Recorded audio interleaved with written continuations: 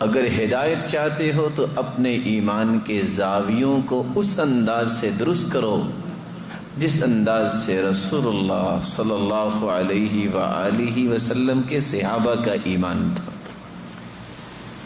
آج کی اس مجلس میں میری گفتگو کا جو محور ہے وہ یہ ہے کہ میں اور آپ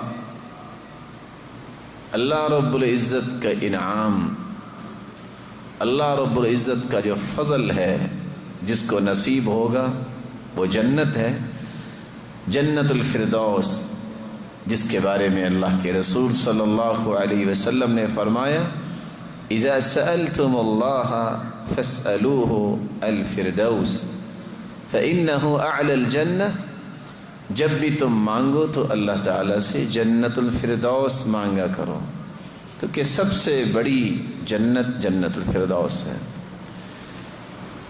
رسول اللہ صلی اللہ علیہ وآلہ وسلم جو خود بہت بڑی نعمت اور اللہ کی طرف سے احسان عظیم ہے، اس سے بڑا احسان یہ بھی ہے کہ آپ نے اپنی امت کی ہر فرد تک ایسے روشن پیغام پہنچائے جن کی روشنی میں زندگی کا سفر طے کرنے والا جنت کا وارث بنتا ہے۔ سب سے پہلا راستہ جس کو اختیار کرنے سے انسان جنتی بن جاتا ہے وہ توحید کا راستہ ہے۔ عبادہ بن صامت رضی اللہ تعالی عنہ سے مروی ہے، رسول اللہ صلی اللہ علیہ وآلہ وسلم نے فرمایا من شہد ان لا الہ الا اللہ وان محمدا عبدہ ورسولہ وان عیسی عبد اللہ ورسولہ وکلمتہ القاها الى مریم وروح منہ والجنة حق والنار حق ادخلہ اللہ من ای ابواب الجنة الثمانیة شاء۔ جو شخص زبان سے اس بات کا اقرار کر لے اور دل سے اس بات کی تصدیق کر دے اور اپنے عمل سے اس بات کو ثابت کر دے کہ عبادت کے لائق اگر ہے تو ایک اللہ کی ذات ہے، اور زبان سے اس بات کا اقرار کرے اور دل سے بھی تصدیق کرے کہ محمد الرسول اللہ صلی اللہ علیہ وآلہ وسلم اللہ کے سچے رسول ہیں اور اللہ کے بندے ہیں اور پوری کائنات کے سرتاج ہیں۔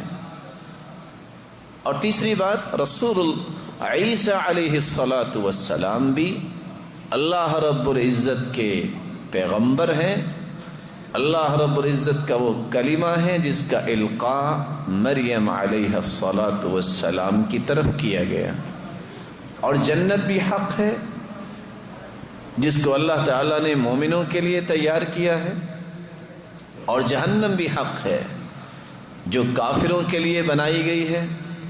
ان 5 باتوں کا اقرار جو زبان سے کرتا ہے، پھر اس کی تصدیق دل سے کرتا ہے، پھر اس تصدیق اور اس اقرار کی روشنی میں اپنے عمل کے زاویے درست کر لیتا ہے، قیامت کا دن ہوگا، اللہ رب العزت اس کے لیے جنت کے 8 دروازے کھولیں گے اور فرمائیں گے جس دروازے سے چاہتے ہو جنت میں چلے جاؤ۔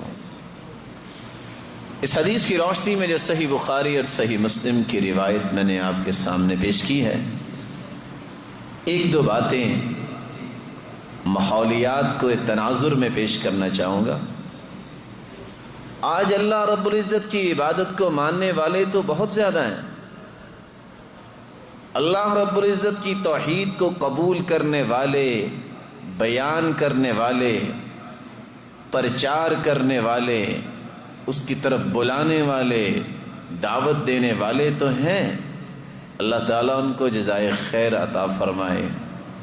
لیکن اس حدیث کے جو دوسرا حصہ ہے، وَأَنَّ مُحَمَّدًا عَبْدُهُ وَرَسُولُهُ، رسول اللہ صلی اللہ علیہ وآلہ وسلم جو پوری کائنات سے اعلیٰ ہستی ہیں، ان کی شخصیت کے متعلق جب تک کانسیپشنز کلیئر نہیں ہوں گے اس وقت تک توحید کا فائدہ نہیں ہوگا، کیونکہ توحید سمجھائی ہے محمد الرسول اللہ صلی اللہ علیہ وسلم نے امت کو۔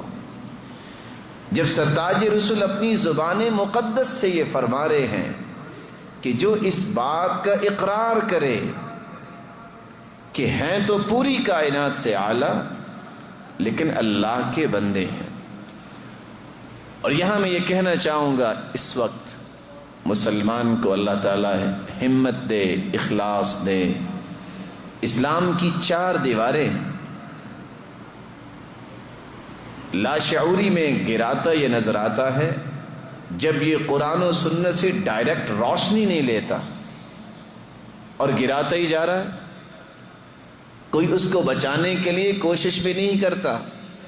اگر کوشش ہوتی بھی ہے تو طعن و تشنیع کی صورت میں ہوتی ہے، جس کے نتیجے میں مثبت نتائج نہیں نکلتے۔ لیکن میں بڑے ہی محبت کے جذبات کے ساتھ یہ پیغام ان کانوں تک پہنچانا چاہتا ہوں جو لاشعوری میں یا سمجھنے کے باوجود کسی ایسی بیماری میں مبتلا ہو کر رسول اللہ صلی اللہ علیہ وآلہ وسلم کے لائے ہوئے دین کی 4 دیواریں گرا رہا ہے، اس سے رک جائے۔ پہلی دیوار کب گرتی ہے؟ جب ایک مسلمان کلمہ بھی پڑھتا ہے، نماز بھی پڑھتا ہے، یہ کہہ دیتا ہے کہ رسول اللہ صلی اللہ علیہ وآلہ وسلم عالم الغیب ہے۔ پہلی دیوار اس وقت گر جاتی ہے۔ اور اس بات کو میں سمجھانے کے لیے آپ کو اپنی بات میں شامل بھی کرنا چاہوں گا۔ آپ بتائیے، جس کو غیب کا علم ہو اس کو کوئی چیز بتانے کی ضرورت ہے؟ جواب نہیں آیا۔ اگر غیب کا علم ہو تو وحی کو نازل کرنے کی کوئی ضرورت ہے؟ یہ پہلی دیوار ہے۔ ہمارے اسلام کی بنیاد وحی ہے۔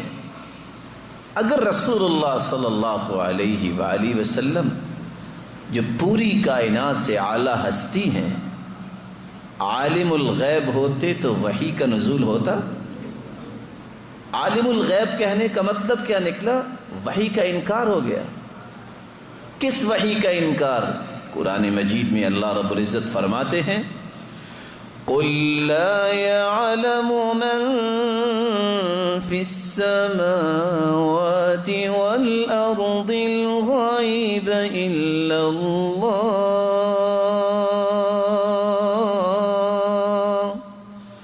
وَمَا يَشْعُرُونَ أَيَّانَ يُبْعَثُونَ۔